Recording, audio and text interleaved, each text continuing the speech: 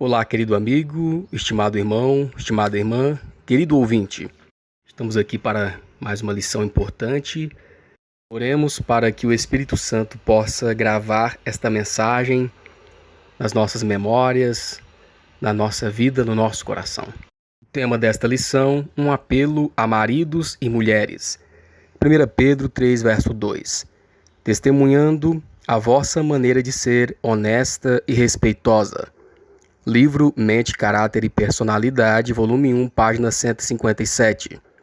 O lar é um lugar sagrado demais para ser contaminado com vulgaridade, sensualidade e recriminação.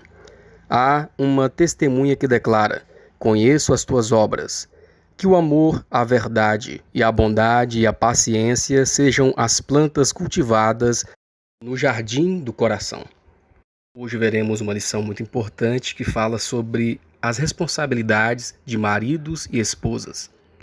E o primeiro tópico, uma qualidade bíblica frequentemente despercebida. Esse primeiro tópico vem nos falando sobre um princípio vital para a felicidade da família e que as mulheres de hoje frequentemente rejeitam.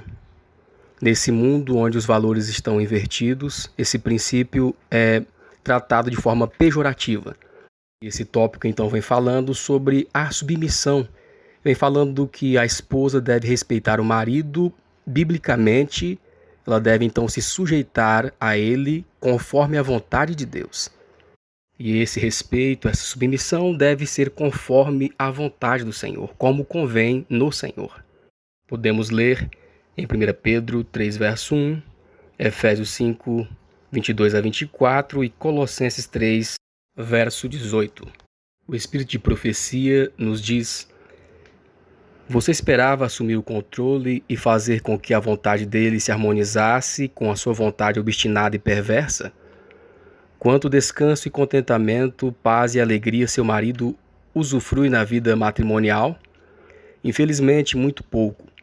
A esposa não deve se considerar uma boneca que precisa de cuidados, mas uma mulher, alguém para colocar o ombro sobre os fardos da vida real, desde que não sejam imaginários, e viver uma vida compreensiva e ponderada, considerando que há outros assuntos em que deve pensar além de si mesma. O primeiro tópico também nos fala sobre como a esposa convertida ela pode ganhar seu marido incrédulo. A maneira mais eficaz está em 1 Pedro 3, 1 a 2, 1 Coríntios 7, 10, 13 e 14. As esposas convertidas podem ganhar seus maridos incrédulos pelo seu exemplo, sem palavras, pela sua obediência à Bíblia Sagrada, sendo obediente e exemplo para ele. Pelo seu testemunho de vida, ela pode alcançar o seu marido. 1 Coríntios 7, 10, 13 e 14, por exemplo, nos diz: e se alguma mulher tem marido descrente e ele consente em habitar com ela, não o deixe, porque o marido descrente é santificado pela mulher e a mulher descrente é santificada pelo marido. De outra sorte, os vossos filhos seriam imundos, mas agora são santos. Então nós vemos aqui a orientação divina em relação à esposa que é convertida e tem um esposo incrédulo, ou vice-versa. O marido incrédulo vai encontrar Jesus por meio da vida da esposa convertida, por meio do seu exemplo, por meio do seu testemunho de vida. O segundo tópico, promovendo um relacionamento harmonioso. Aqui no segundo tópico nós temos um exemplo bíblico dado pelo apóstolo Pedro como modelo para o relacionamento da esposa para com o marido. 1 Pedro 3, 4 a 6. Porque assim se adornavam também antigamente as santas mulheres que esperavam em Deus e estavam sujeitas aos seus próprios maridos, como Sara obedecia a Abraão, chamando-lhe Senhor, da qual vós sois filhas, fazendo o bem e não temendo nenhum espanto. A instrução que Abraão recebeu sobre a santidade da relação matrimonial deveria ser uma lição para todas as épocas. Ela declara que devemos proteger com todo zelo os direitos e a felicidade dessa relação mesmo que isso exija grandes sacrifícios. E esse tópico nos mostra o equilíbrio que deve haver no relacionamento, o equilíbrio que esse relacionamento revela. A mulher respeita o seu marido no Senhor, tudo tem que ser no Senhor, conforme a palavra de Deus, e ela tem a sua voz respeitada, como por exemplo, quando Sara falou a Abraão, quando ela pediu para mandar embora a egípcia e o seu filho. Deus disse para Abraão dar ouvidos a Sara, porque o filho da promessa era Isaque. Assim, o marido ele deve ouvir sua esposa a respeito dos assuntos pertinentes e dar ouvidos a seus conselhos, aqui revelando então o equilíbrio na relação, o equilíbrio que deve haver no relacionamento conjugal. O que muitas vezes torna um marido infeliz no círculo familiar e prejudica sua reputação na sociedade. Provérbios 14, verso 1, Provérbios 25, 24, Provérbios 27, 15. Vamos comparar esses versículos com 1 Pedro 3, verso 4. Toda mulher sábia edifica a sua casa, mas a tola a derriba com as suas próprias mãos. Melhor é morar num canto de telhado do que com a mulher briguenta numa casa ampla. O gotejar contínuo em dia de grande chuva e a mulher contenciosa, uma e outra são semelhantes. Mas o homem encoberto no coração, no incorruptível traje de um espírito manso e quieto, que é precioso diante de Deus. Então a Bíblia aqui nos fala sobre a mulher que não é sábia, sobre a tola, sobre a mulher conflituosa, briguenta. A mulher que vive dessa forma pode acabar influenciando seu esposo a viver uma vida que não agrada a Deus, né? Na casa vai haver muitos conflitos, brigas, iras, contendas, revoltas, né? E tentações de rebater, de revidar. Tudo isso por causa da falta de sabedoria que muitas mulheres muitas vezes podem viver, conforme aqui a palavra de Deus vem nos explicando, né? Muitos obreiros têm seu trabalho limitado por causa de viverem relacionamentos tóxicos com suas esposas em casa. Por isso é importante essa reflexão. Muitos maridos e filhos não veem nada de atraente em casa, pois são constantemente recebidos com brigas e reclamações. Por isso buscam conforto e diversão longe do lar. A esposa do ministro, que não é dedicada a Deus, não ajuda o marido, enquanto ele se concentra na necessidade de carregar a cruz e destaca a importância do altruísmo. O exemplo diário da esposa frequentemente contradiz a sua pregação e enfraquece seu impacto. O terceiro tópico, formas perigosas de orgulho. Como uma esposa cristã se torna atraente e cativante em todos os aspectos? Provérbios 31, 25 a 29. A força e a honra são o seu vestido, e se alegrará com o dia futuro. Abre a sua boca com sabedoria, e a lei da beneficência está na sua língua. Está atenta ao andamento da casa e não come o pão da preguiça. Levantam-se seus filhos e chamam-na bem-aventurada. Seu marido também, e ele a louva. Muitas filhas têm procedido virtuosamente, mas tu és de todas a mais excelente. A esposa deve diligentemente fazer tudo o que estiver ao seu alcance para unir o marido a si mesma, pela mais estrita fidelidade a ele e pela constante dedicação em tornar o ambiente da casa alegre e cativante. Esse tópico também vem nos falando ainda que mulheres não convertidas muitas vezes tentam atrair a atenção de outros homens que não seja o seu marido, pelo vestir, pelo falar, pela vaidade. E essa forma de vida tem graves consequências. Por exemplo, o adultério, a quebra do relacionamento com o seu marido. Provérbios 7, 6, 7, 10, 18 e 19. 2 Reis 9, verso 30. Isaías 3, 16 a 26. Então nós podemos ver aqui algumas consequências de mulheres não convertidas, né, que tentam atrair a atenção de outros homens que não sejam o seu marido. Haverá mulheres que se tornarão tentadoras e farão o possível para atrair e conquistar a atenção dos homens. O vestuário chamativo e extravagante muitas vezes estimula a paixão carnal de quem os usa e desperta desejos inapropriados em quem o contempla. Deus vê que a condescendência com orgulho e a vaidade no estilo de vestir geralmente antecede a ruína do caráter. Embora a maioria das mulheres cristãs não tenha a intenção de seduzir os homens para o adultério, contra que forma de orgulho todas são alertadas, 1 Pedro 3, verso 3, 1 Timóteo 2, verso 9. O enfeite delas não seja o exterior, no frisado dos cabelos, no uso de joias, de ouro, na compostura dos vestidos. Que do mesmo modo as mulheres se ataviem com traje honesto, com pudor e modéstia. Diz então o Espírito de Profecia, Testemunhos para a Igreja, volume 2, página 493. Nada é uma pedra de tropeço tão grande para você e seu marido quanto seu orgulho. Vocês dois amam ostentar, e isso não faz parte de uma religião saudável e humilde.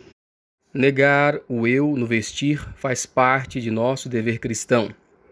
Vestir-se com simplicidade e evitar a ostentação de joias e ornamentos de qualquer tipo está de acordo com a nossa fé.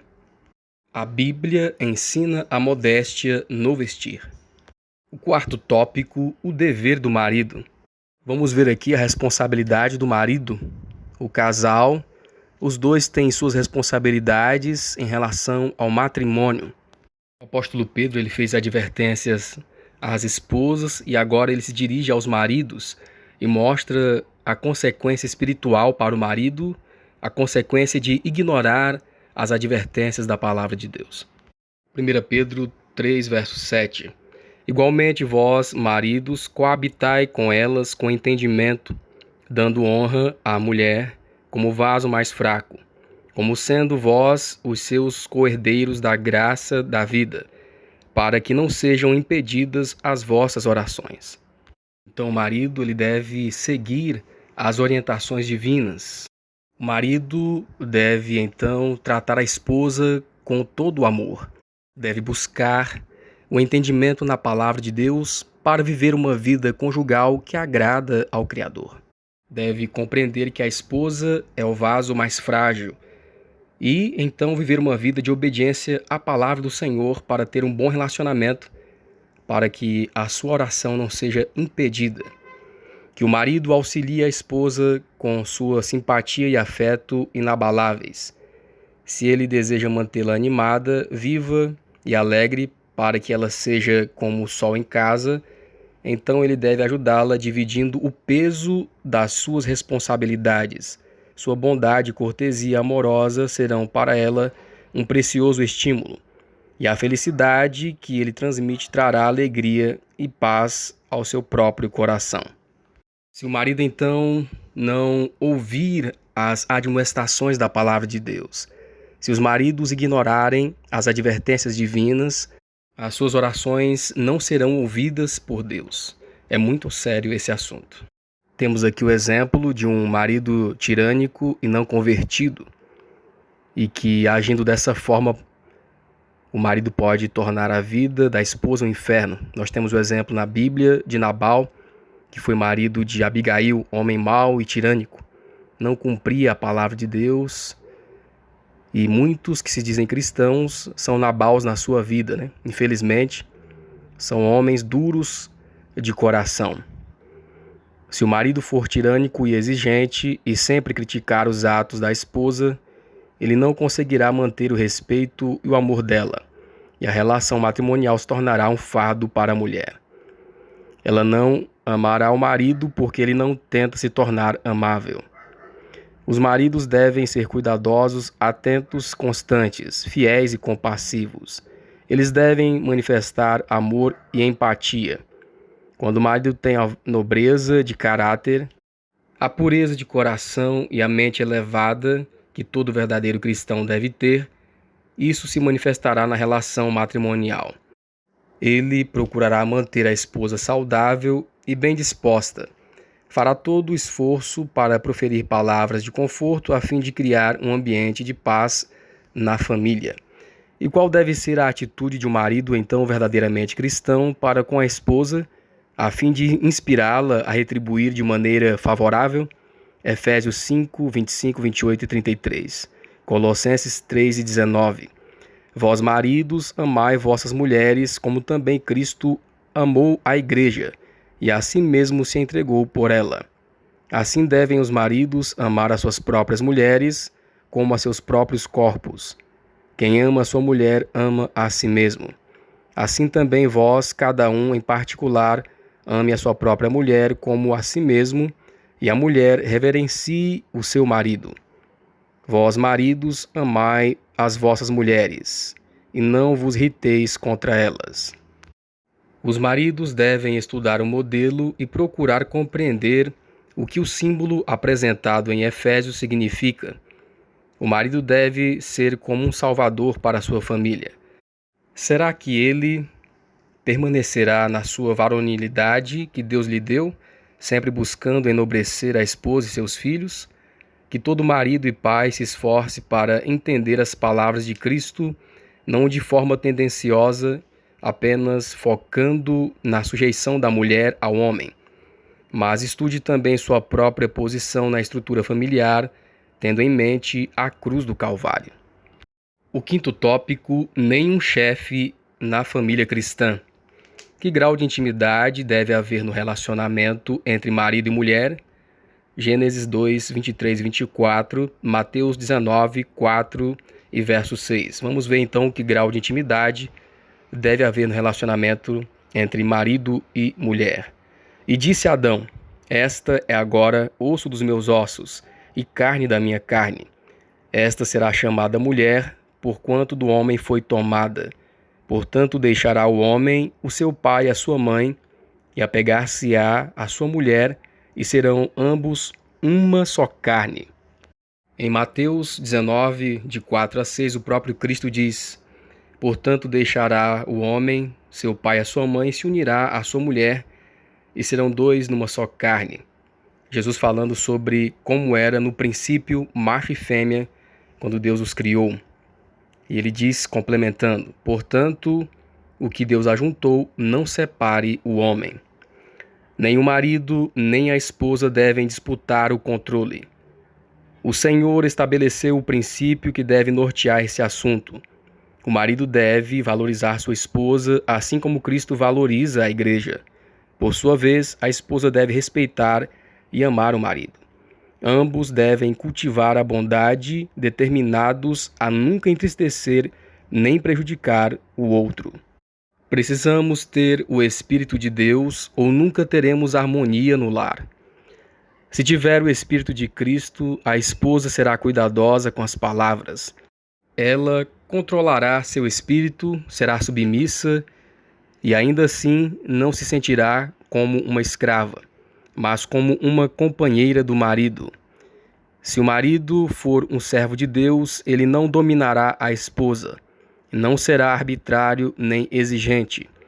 A valorização do afeto no lar nunca pode ser excessiva, pois se o Espírito do Senhor habitar na família, ela se torna um símbolo do céu. Se um errar, o outro exercerá a tolerância cristã e não se afastará friamente.